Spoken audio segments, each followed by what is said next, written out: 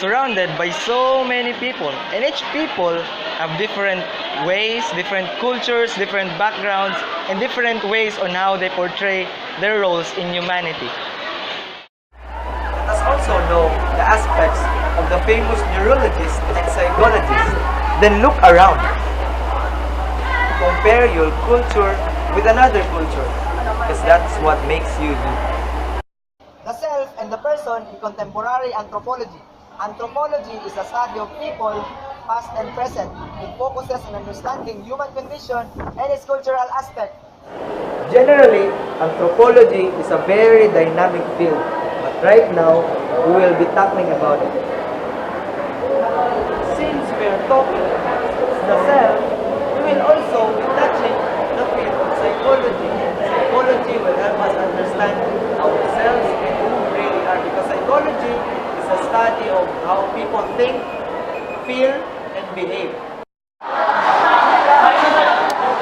Modern anthropology characterizes the self as physical organism possessing to psychological, functional, and social contribution.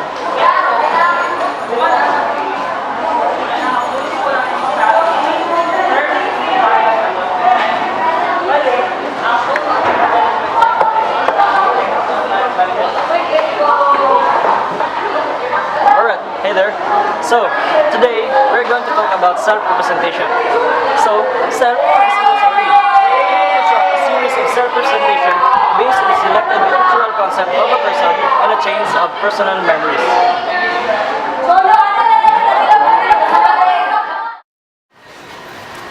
There are two types of the self, the explicit and implicit. Explicit aspect of the self is when you're consciously aware about what you are talking. The more we see With ourselves, no immediate consciousness available, it is explicit. People from all cultures have been observed to be able to rapidly project different self-representation depending on the context of this situation. This person is not aware of these shifts, however, he or she will experience wholeness and continuity despite these shifts.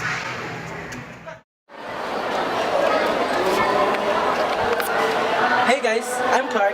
For now, we will discuss about how self-embodied in culture, how they see themselves, how they relate to the other people, and how they relate to the environment that are deeply defined by culture. This is Mao. He is a Christian. This is Spidey. He is a Muslim. In their religion, they practice to avoid eating pork. There are two ways of how the self is constructed. One, independent, and two, interdependent. Now, interdependent construct is a collectivist culture, which means connection between the individual to the other people, while independent construct is an individualistic culture, which means that the self is distinct from external attributes, skills, and values. I believe that culture can influence your own point of view. And that ends my 1-minute video. See you guys.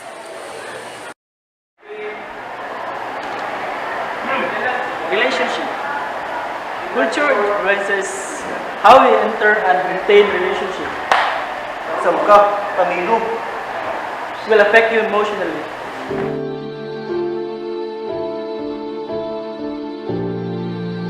It also influences what will affect you emotionally, as well as how you express yourself, such as showing your feelings in public or keeping it private.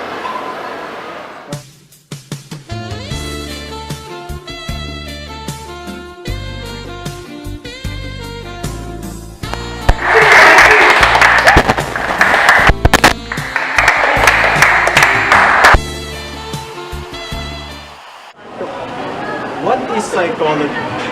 Psychology, it is about the scientific study of how humans behave, think, and feel.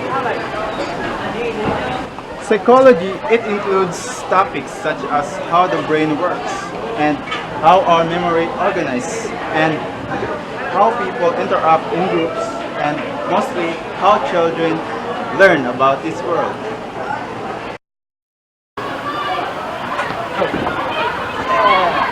One of the topics of psychology is all about how our brain works. For example, just like this guy. He is solving a Rubik's Cube to enhance his mind creativity and thinking skill. There are three components of Piaget's cognitive theory. These are schemes, adaptation, and stages of cognitive development. Schemes are the building blocks of knowledge. These are mental organizations that individuals use to understand their environment and designate action. First, let's talk about the schemes. Schemes may change, but they provide an important base level of information about particular events, objects, information. The second one is the adaptation. Adaptation involves the child's learning processes to meet situational demands. There are two processes used by the individual in his or her attempt to adapt.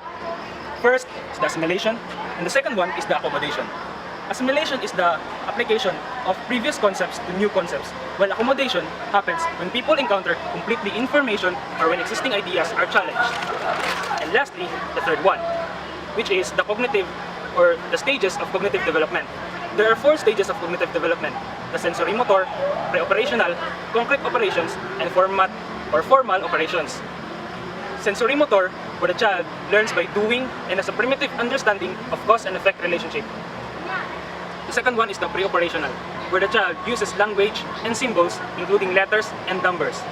Concrete operations, where the child demonstrates conservation, reversibility, serial ordering, and a mature understanding about cause and effect relationship. And last is the formal construction, where the individual demonstrates abstract thinking, and at this stage, it is still concrete. Both studies will allow us to be an active member in the society. Ourselves, the past, the present, the future, everything that happens around. That's beautiful. That's 7 minutes. See you later! Bye!